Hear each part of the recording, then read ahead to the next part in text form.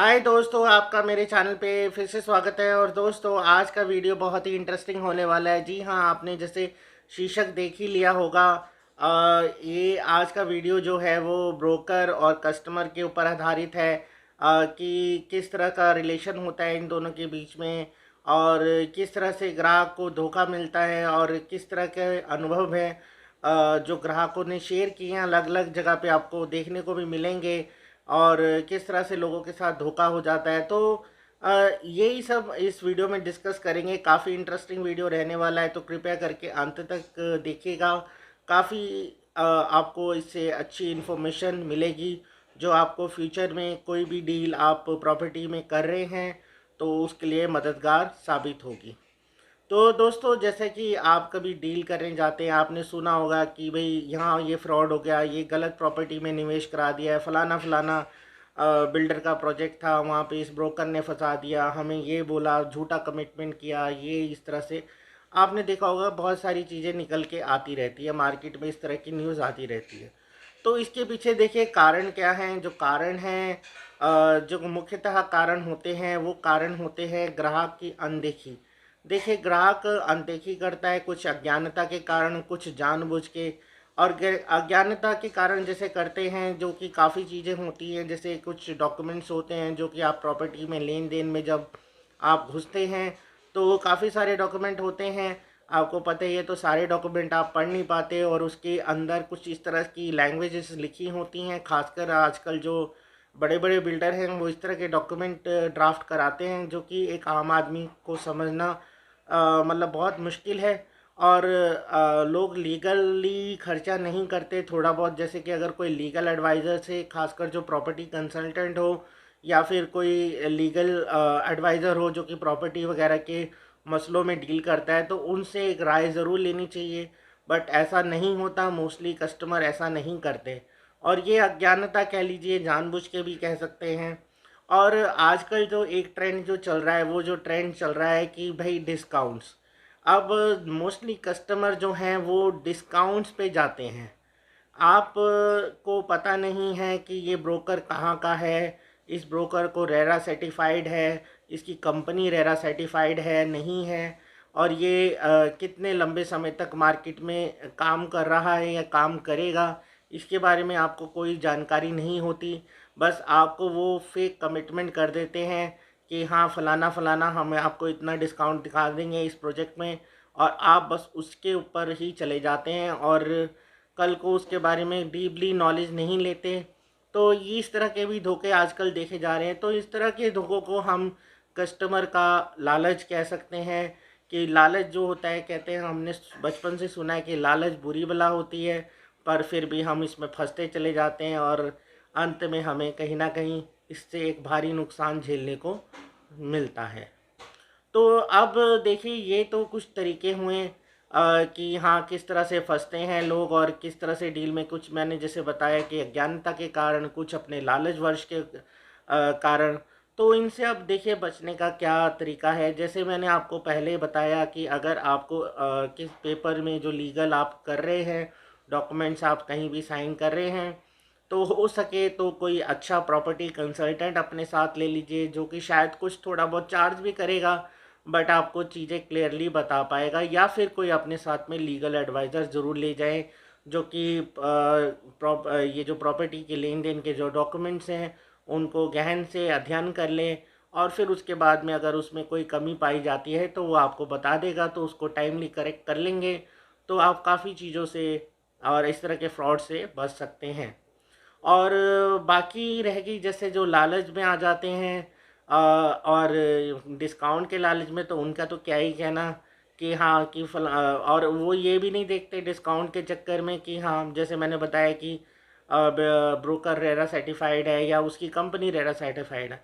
तो देखिए, पहले तो आपको ये पूछना चाहिए कि आपका पास रेरा सर्टिफिकेट है ब्रोकर के पास। अगर वो ब्रोकर कहते हैं कि मैं रेरा सर्टिफाइड नहीं हूँ, तो कम से कम जिस कंपनी से आप डील कर रहे हैं, जिस कंपनी से आप कमिटमेंट्स ले रहे हैं, उससे रिटर्न कमिटमेंट लीजिए, उसके लेटर हेड पे लीजिए, और हो सके तो उस कंपनी का ही चेक लीजिए। और जो कि कंपनी रेरा सर्टिफाइड हो, क्योंकि देखिए कंपनी को एक कंपनी इस्टेब्लिश करना एक कंपनी का नाम बनाना पूरी मार्केट में, और फिर उसके उसके ऊपर रेरा लेना, ये सब चीज़ें मतलब एक क्या कहते हैं मायने रखती हैं, और मार्केट में रेपो बन जाती है उस ब्रोकर की। तो वो नहीं चाहेगा कि इस तरह से धोखाधड़ी का केस उसके ऊपर लगे। तो ऐसे ही ब्रोकर से आप डील करें तो इस तरह के फ्रॉड से आप बच सकते हैं। ज़्यादा पैसों के, ज़्यादा डिस्काउंट के लालच में मत जाएं। ये अगर आप ऐसे जाएंगे तो कहीं ना कहीं आपको नुकसान देखने को मिलेगा, क्योंकि देखा गया है कि मार्केट में कुछ भी फेक कमिटमेंट्स हो जाती हैं। क्योंकि ये सारी कमिटमेंट जो होती हैं प्रॉपर्टी की, ज़्यादातर और पढ़े लिखे लोग हैं इसमें, मतलब मैं ये नहीं कहूँगा कि अनपढ़ लोग ये डील करते हैं, खासकर कस्टमर्स के लिए मैं बोल रहा हूँ। हो सकता है प्रॉपर्टी एजेंट इतना पढ़ा लिखा ना हो, बट वो बहुत चालाक होता है, और वो इस तरह से आपको फेक कमिटमेंट्स में इन्वॉल्व कर लेगा, और आपको बोल देगा कि हाँ फलाना फलाना इतना मैं डिस्काउंट कर दूँ, या ये ही कर दूँगा, वो कर दूँगा। बट आप देखेंगे कि वो चीज़ें बाद में फुलफ़िल नहीं होती हैं।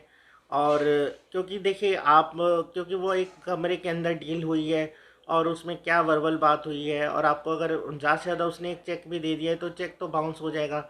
और छोटी मोटी कंपनी खोल के बैठा है, रेरा सर्टिफाइड नहीं है, तो कल को हो सकता है वो अपना ऑफिस भी बंद करके चला जाए। तो इस तरह से आप पछताएंगे, फिर बाद में आप डिस्काउंट के चक्कर में मतलब एक तरह से अपना ही नुकसान कर बैठेंगे। हाँ, तो मैं यही कहना चाह रहा था कि देखिए जैसे बेसिकली आप ये देखें कि हाँ वो कंपनी या बिल्डर जो, सॉरी ब्रोकर है जो, वो रेरा सर्टिफाइड है, या वो जिस कंपनी के थ्रू आपकी डील करा रहा है वो रेरा सर्टिफाइड है, तो तभी उसके साथ जाइए, उसके साथ डील कीजिए। ऐसे फेक कमिटमेंट्स या जो चेक्स वगैरह दे के बातें बनाई जाती हैं तो उस पर ना करें। और एक अफोर्डेबल हाउसिंग में खासकर एक अफोर्डेबल हाउसिंग में बहुत टाइम से ये फ्रॉड चल रहा है, और ये फ्रॉड स्टार्टिंग से ही चल रहा था, और अभी तक भी मार्केट में ये ट्रेंड देखा जाता है।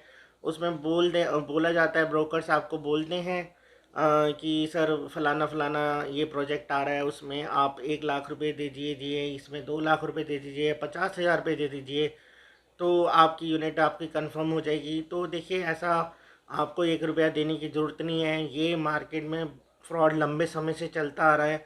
आपकी किस्मत की अगर यूनिट निकल जाएगी आपकी किस्मत से, तो वो पैसा रख लेते हैं ब्रोकर्स। और कई बारी देखा गया है कि यूनिट ना निकलने के बाद भी वो पैसा कस्टमर्स को नहीं मिल पाता।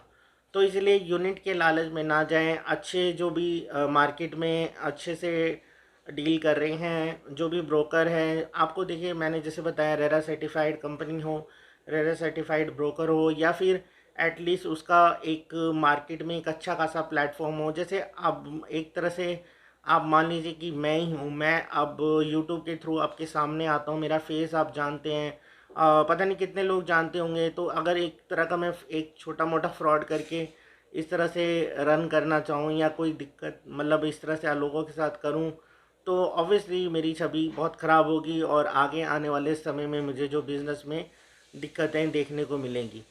तो इसीलिए आपको मैं मतलब कहने का मतलब ये है कि आप ट्रस्टेबल लोगों से डील करें, लालच में मत जाएं। और जो भी पैसा है, देखिए आपने पैसा इन्वेस्ट करना है तो पैसा बड़ी मुश्किल से कमाया जाता है, तो ढंग तरीके के लोगों के साथ ही जाके इन्वेस्टमेंट करें। बिल्डर भी ट्रस्टेबल हो, बिल्डर का आपने बैकग्राउंड देखा हो, जैसे जो मैं बताता हूँ कि पहले के प्रोजेक्ट के बारे में आपको पता होना चाहिए। अगर उसने पहले कोई प्रोजेक्ट डिलीवर करे हैं, नए बिल्डर आ रहा है, तो उसके एटलीस्ट फाइनेंशियल कंडीशन के बारे में उसके पता होना चाहिए। और ख़ासकर जो बिल्डर नए आता है मार्केट में और फिर भी गलत चीज़ें या गलत प्रैक्टिस यूज़ कर रहा है, तो उसके प्रोजेक्ट को अवॉइड करे। चाहे उसकी लोकेशन, मैं कह रहा हूँ कि गोल्फ कोर्स रोड, मतलब एक एग्जांपल के तौर पे कह रहा हूँ कि गोल्फ कोर्स रोड पे ही चाहे वो प्रोजेक्ट क्यों ना हो, बट अगर कोई बिल्डर गलत प्रैक्टिस में इन्वॉल्व है और गलत तरीके से ट्रीट करता है कस्टमर को, तो ऐसे बिल्डर को बिल्कुल अवॉइड करें। और जैसे कि अभी ख़ास मेरे से कुछ लोग पूछ रहे हैं कि माहिरा को क्लीन चिट मिल गई तो हम याशिका में जा सकते हैं। अभी याशिका भी कहीं ना कहीं माहिरा से जुड़ा था। तो देखिए ये आपका कॉल है, इस पर मेरी कोई प्रतिक्रिया नहीं मिलेगी आपको। हमने आपको देखिए हर चीज़ों में पहले से सतर्क किया है, आपको बताते रहे हैं समय समय पर कि किस तरह के जो बिल्डर हैं उनसे आपको बचना है। बट अगर आपको फिर भी एक मन का लालच है कि वो बहुत अच्छी लोकेशन है जी, 104 सेक्टर है जी, द्वारका एक्सप्रेसवे है, तो वो आपको लालच कहीं ना कहीं इंसिस्ट कर रहा है। तो वो लालच को जस्टिफाई करने के लिए मेरे से क्वेश्चन ना करें कि हाँ वहाँ पे अप्लाई करना है नहीं करना, ये आपकी कॉल होनी चाहिए। अगर आप रिस्क ले सकते हैं, आप ऐसे बिल्डरों के साथ रिस्क लेने में सक्षम हैं, तो आप जा सकते हैं। और जैसे आप ब्रोकर्स के साथ भी रिस्क ले लेते हैं, वर्बल कमिटमेंट्स पे चले जाते हैं और बाद में पछतावा देखने को आपको मिलता है, तो वो आपकी कॉल है। अब हम लोग तो बोलते हैं कि हम लोग ऑलमोस्ट सारे प्रोजेक्ट्स में डील कर रहे हैं, और बट देखा गया है कि हमारे यहाँ से भी ग्रुप में, इवन दो हमारे यहाँ पे ग्रुप के कस्टमर्स हैं जो कि बाहर से डील ले लेते हैं, क्योंकि और हो सकता है उनको अच्छी डील मिल रही हो, अच्छे डिस्काउंट मिल जाए। बट ये वैसे जो मैं आपको बता रहा हूँ रेयर ही हो पाता है, सिचुएशन ऐसी रेयर ही देखी गई है। क्योंकि जो मार्केट में फॉल्स कमिटमेंट वाले ज़्यादा लोग मिलेंगे और आपको एक्चुअल कमिटमेंट पे डिलीवरी करने वाले लोग कम मिलेंगे। तो बस यही थी इन्फॉर्मेशन जो मैं आपको इस वीडियो के माध्यम से देना चाहता था। मैं आशा करता हूँ मैं आपको जो भी मैसेज है वो क्लियरली देने में कामयाब रहा हूँ। और देखिए, आपको ये वीडियो या ये मैसेज अगर पसंद आया है तो आप इस वीडियो या मैसेज को जो भी है इसको लाइक और शेयर कर सकते हैं, और कमेंट करके अपनी प्रतिक्रिया भी दे सकते हैं कि आपको चीज़ें समझ आईं या नहीं आईं। और अगर आप और कुछ इस तरह की जानकारी चाहते हैं कि और डिटेलिंग में मैं कुछ और वीडियो बनाऊं ऐसे फ्रॉड्स के बारे में, तो आप मुझे कमेंट कर सकते हैं, तो जिससे मैं समझ जाऊंगा कि आप और इस तरह की कुछ डिटेलिंग चाहते हैं या और जानकारी चाहते हैं।